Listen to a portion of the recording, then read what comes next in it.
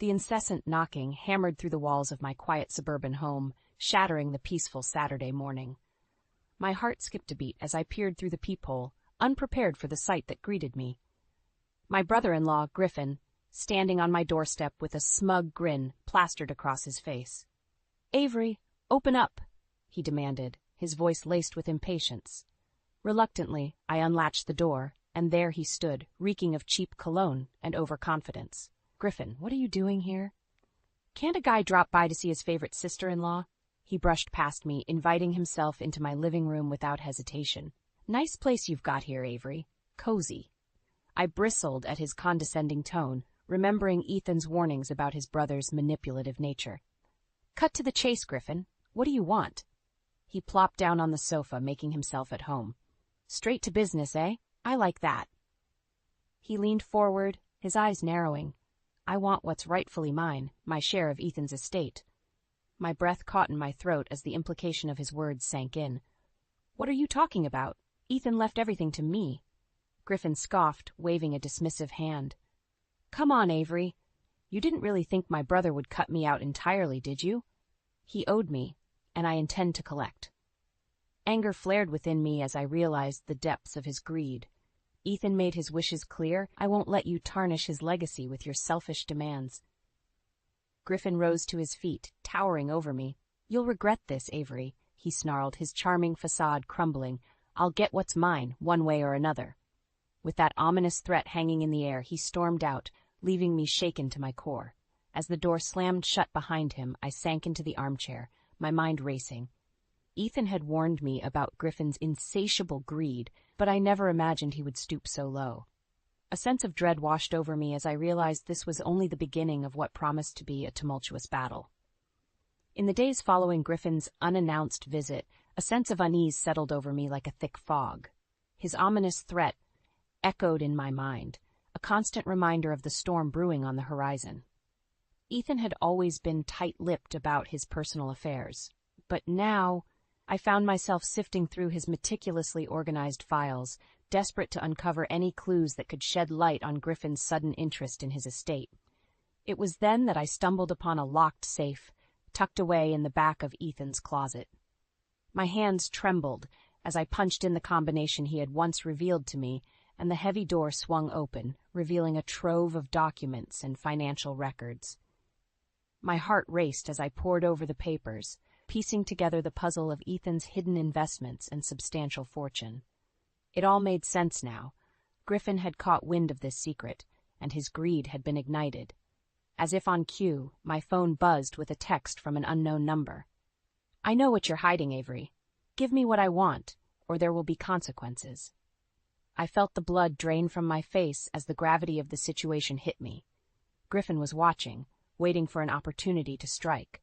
The following weeks were a whirlwind of harassment and veiled threats. Ominous letters arrived at my doorstep, filled with cryptic warnings and demands for Ethan's assets. Even in public, I couldn't escape Griffin's menacing presence, catching glimpses of him lurking in the shadows, his eyes burning with malice. It was during one of these encounters at the local grocery store that I knew I couldn't face this battle alone. As Griffin approached me, his slimy grin sending shivers down my spine, I caught sight of Jonah, my longtime friend and attorney, across the aisle. Without hesitation, I called out to him, and Jonah's eyes widened in recognition. He hurried over, his presence momentarily causing Griffin to falter. "Is everything all right, Avery?" Jonah asked, his gaze shifting between me and the unwelcome visitor. "Not really," I replied, mustering all my courage. "Griffin here seems to think he has a claim on Ethan's estate." Griffin's face contorted with rage, but before he could lash out, Jonah stepped in, placing a protective hand on my shoulder. "I think it's best you leave, Griffin," Jonah stated firmly, his tone leaving no room for argument. With a contemptuous glare, Griffin stalked away, but not before muttering a chilling promise under his breath. "This isn't over, Avery, not by a long shot." As he disappeared from sight, I turned to Jonah, my heart pounding with a mix of fear and determination. "We need to stop him, Jonah, before it's too late." In the aftermath of the confrontation with Griffin at the grocery store, Jonah wasted no time in springing into action. We retreated to his office, the weight of the situation bearing down on us like a heavy cloak. "We need to gather evidence, Avery," Jonah said, his brow furrowed with determination. "Griffin won't back down easily, but we can stop him if we play our cards right." I nodded, my hands trembling as I recounted the torrent of threats and harassment I'd endured. Jonah listened intently, taking meticulous notes and occasionally glancing up at me with a reassuring nod. "First things first, we need to secure your assets," he stated, his voice calm and authoritative. "I'll start the process of transferring everything into a trust, making it harder for Griffin to lay claim to Ethan's fortune." A wave of relief washed over me. Knowing that Jonah was on my side, he had been a trusted friend and advisor to Ethan and me for years, and his unwavering support gave me the strength I needed to face the battle ahead. Over the next few weeks, we delved deep into Griffin's past, uncovering a trail of deceit and shady business ventures. It became increasingly clear that his interest in Ethan's estate was fueled by more than just greed. It was a desperate attempt to salvage his own crumbling financial empire. "Look at this," Jonah said one day, sliding a thick file across his desk.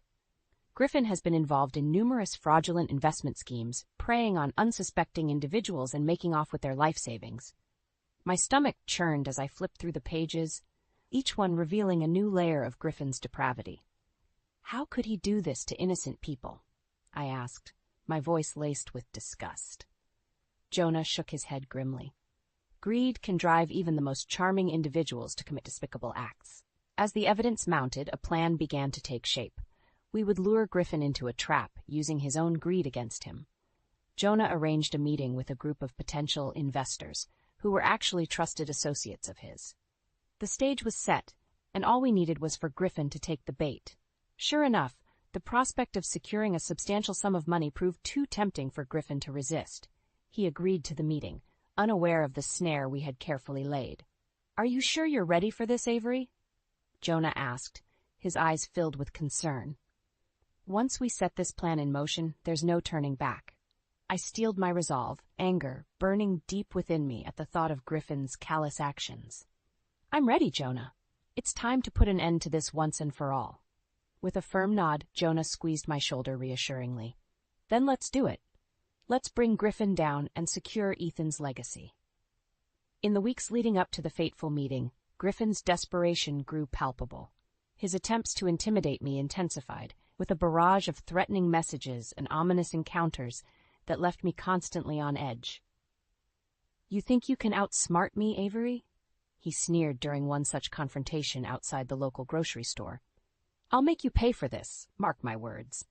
His eyes burned with a simmering fury, and for a fleeting moment, I questioned whether I had the fortitude to face him head-on. But then I remembered Ethan's unwavering spirit, and the countless nights he spent poring over documents, building a legacy worth protecting. As the days ticked by, Griffin's tactics grew more insidious.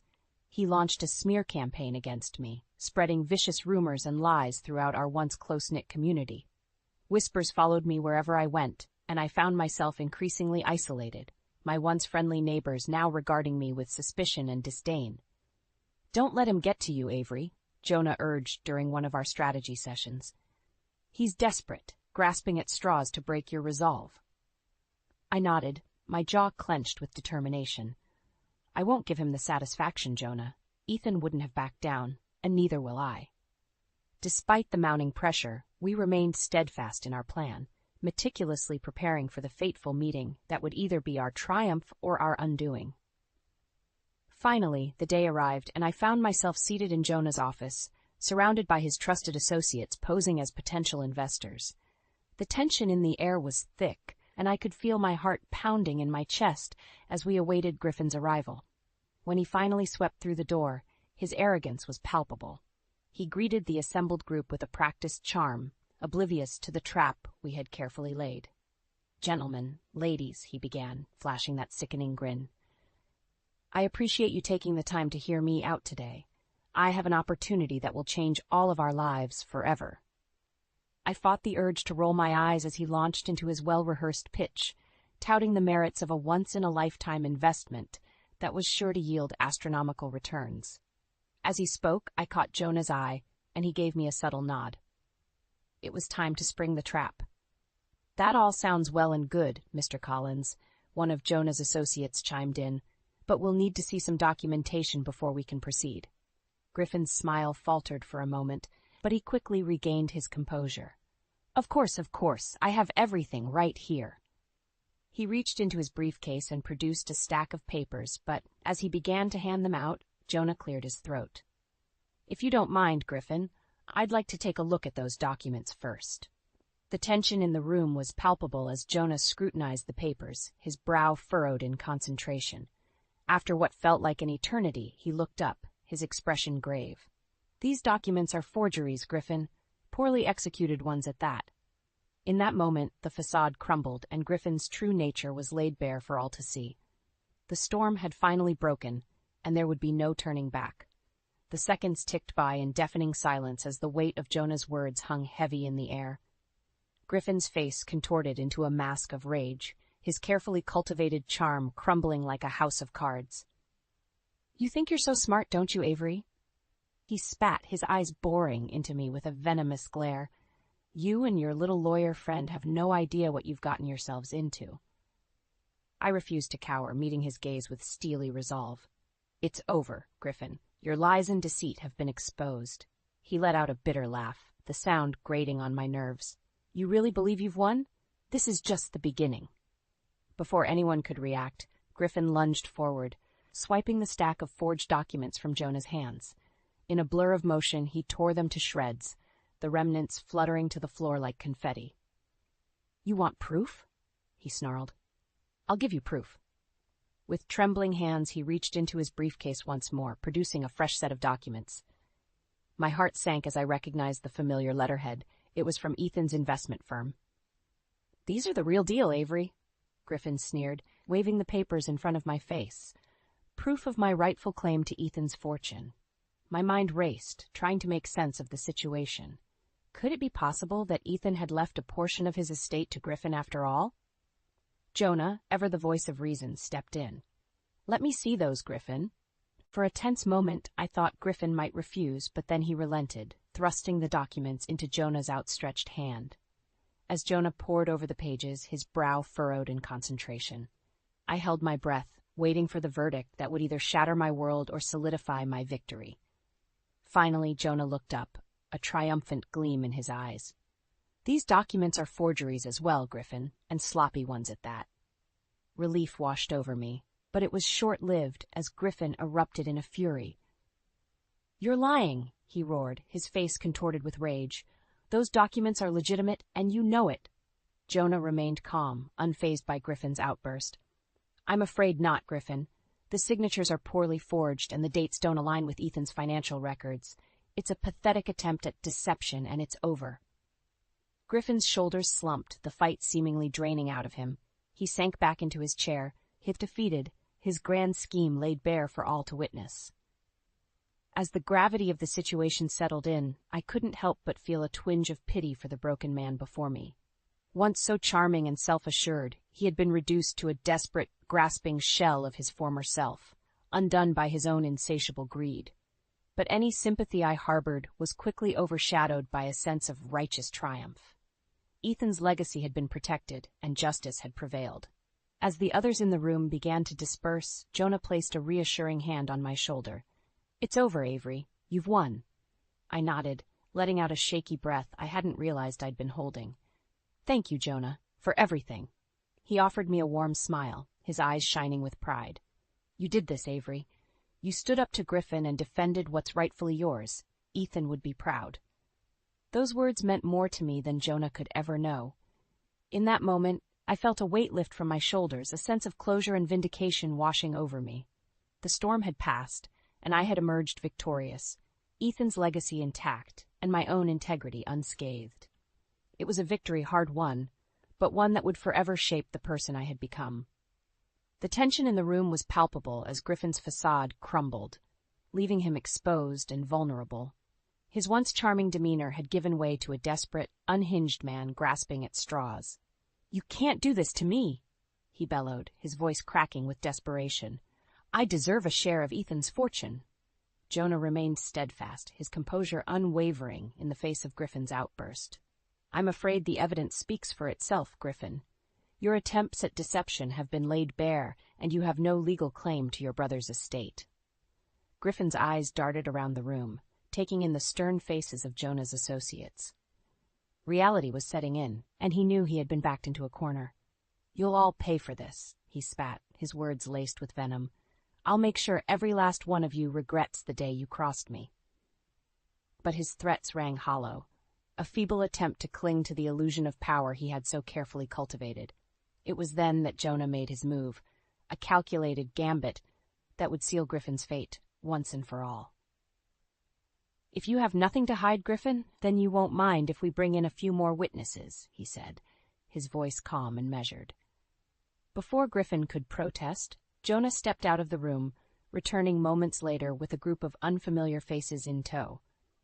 I watched, perplexed, as they filed in and took their seats, their expressions somber and resolute. It was then that I recognized some of them.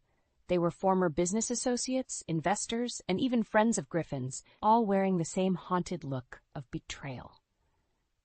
As the realization dawned on me, Jonah gave me a subtle nod, confirming my suspicions. These were the victims of Griffin's past misdeeds, brought together to bear witness to his ultimate downfall.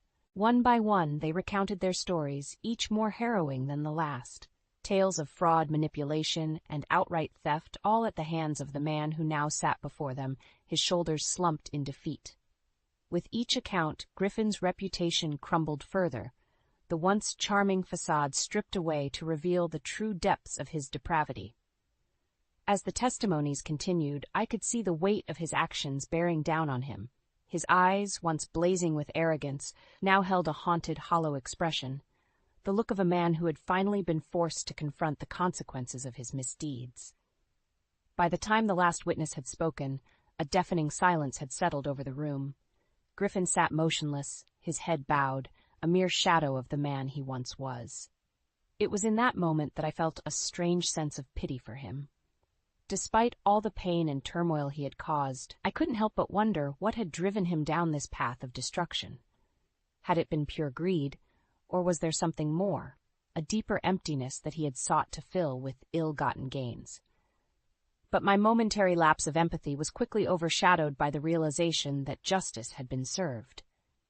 Griffin's deceptions had been laid bare for all to witness, and he would be forced to answer for his crimes. As the room began to clear, Jonah approached me, a look of grim satisfaction etched on his face. "It's over, Avery," he said, placing a reassuring hand on my shoulder. "Griffin's reign of terror has come to an end." I nodded, feeling a sense of relief wash over me. The battle had been long and arduous, but in the end, truth and integrity had prevailed. "Thank you, Jonah," I replied, my voice thick with emotion. "Without you, I don't know how I would have made it through this." He offered me a warm smile, his eyes shining with pride. "You did this, Avery. You stood your ground and refused to be intimidated by Griffin's threats. Ethan would be proud." As I looked around the room, taking in the aftermath of the confrontation, I felt a newfound sense of strength and resolve. I had faced the darkness head-on and emerged victorious, my spirit unbroken and my integrity intact. It was a hard-won victory, but one that would forever shape the course of my life, reminding me of the resilience that lies within us all when we stand firm in the face of adversity. The fallout from Griffin's exposure was swift and unrelenting. Within days, the news of his deception had spread like wildfire, igniting a firestorm of outrage and condemnation that left him reeling. "How could you do this to us, Griffin?" one of his former associates confronted him, his voice trembling with anger and betrayal. "We trusted you, and you took everything from us." Griffin, once so confident and self-assured, could only hang his head in shame, his silence more damning than any words could ever be. Overnight, his reputation lay in tatters, his once charming persona reduced to that of a reviled conman, a pariah in the very circles he had once dominated. But the true reckoning was yet to come. "We need to discuss the legal consequences, Avery," Jonah said grimly, as we convened in his office a few days after the disastrous meeting. I nodded, steeling myself for the inevitable. "What are our options?" Jonah's expression was grave as he laid out the charges that could be brought against Griffin: fraud, forgery, attempted theft, and a laundry list of other offenses that could land him behind bars for years. "We have more than enough evidence to press charges," Jonah affirmed. "The question is, do you want to pursue that course of action?" For a moment, I wavered, tempted by the thought of seeing Griffin pay the ultimate price for his misdeeds. But as I searched my heart, I realized that vengeance alone would not bring me the closure I sought. "No, Jonah," I said, my voice steady and resolute. "As much as I want to see justice served, I don't want to stoop to his level. There's been enough pain and suffering already." Jonah regarded me with a mix of surprise and admiration. "Are you sure, Avery? This is a big decision." I took a deep breath, my mind made up. "I'm sure, but I have one condition." A flicker of curiosity passed over Jonah's face. "What did you have in mind?" "I want Griffin to make a public apology," I stated, my tone leaving no room for negotiation. "Not just to me, but to everyone he's wronged over the years. And I want him to seek help, counseling, therapy, whatever it takes to make him realize the gravity of his actions." Jonah considered my words for a moment before nodding slowly. "I think that's a fair compromise. It won't be easy, but if anyone can convince Griffin to take accountability, it's you." With Jonah's support, we arranged a meeting with Griffin, laying out the terms of our agreement. To my surprise, he agreed without much resistance, his once fiery spirit extinguished by the weight of his own misdeeds.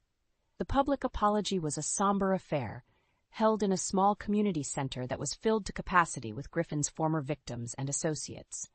One by one, they took the stage, recounting the pain and devastation he had inflicted upon their lives. And then it was Griffin's turn.